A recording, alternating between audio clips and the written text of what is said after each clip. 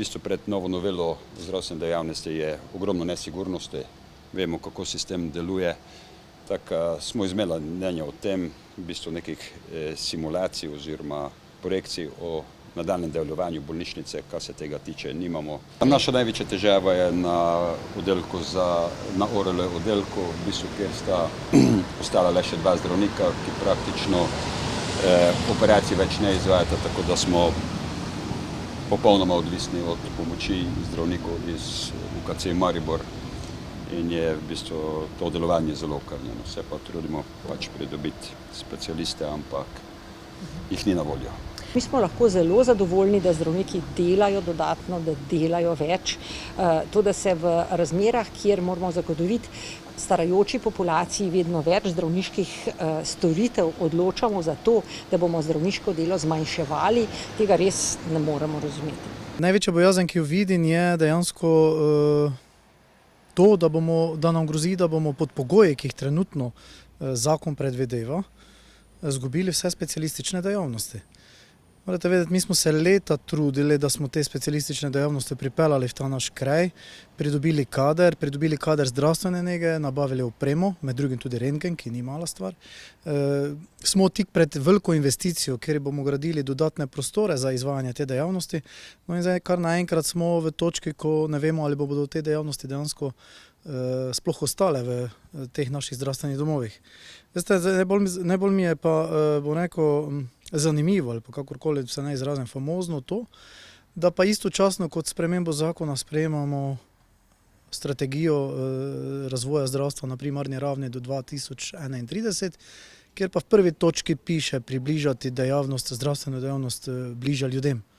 Tako da zdaj se pač malo človek vpraša, kdo piše ene dokumente, kdo piše druge dokumente, ampak v bistvu zdaj se ne bom s tem toliko ubadal, ampak vseeno se mi zdi, da stvari ne grejo v pravo smer.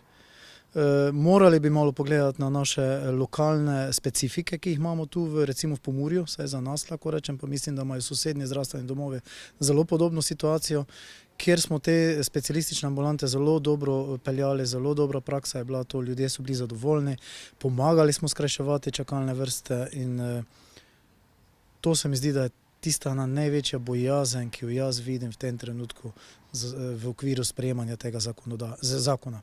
Še vedno so pa še tudi druge, ampak ta trenutno mene, bi rekel, najbolj skrbi.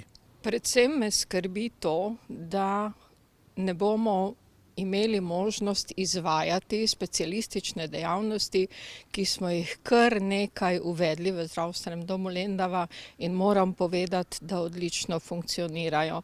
Namreč naša želja je bila, da bi storitve, te zdravstvene, specialistične, čim bolj približali, bom rekla, uporabnikom, namreč veliko je starejše populacije in ta starejša populacija govori pretežno manjšinski, madžarski jezik in gledamo tudi na to, da je tudi tem, bom rekla, ugojeno, da jim lahko ponudimo tudi storitve v madžarskem jeziku.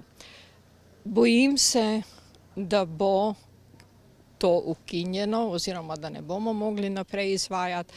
Imamo pa veliko specialističnih ambulant in zadovoljni so predvsem uporabniki in tudi mi, da to lahko ponudimo. Za nas bo največji problem pri sprejetju novele specialističnih ambulant. Imamo jih kar nekaj, pridobili smo prostore, opremili smo te ambulante z vso potrebno opremo za izvajanje teh dejavnosti, tudi kadre smo pridobili.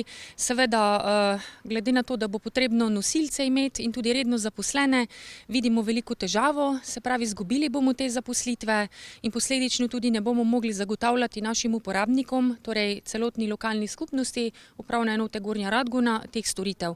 Kar bo pomenilo, da se bodo morali voziti v oddaljene kraje in tudi tam verjetno čakati dosti dlje, kot pa bi te storitve lahko dobili pri nas. To smo se tudi trudili, da bi pač pacientom omogočili na čim hitrejši in čim boljši način tudi te storitve.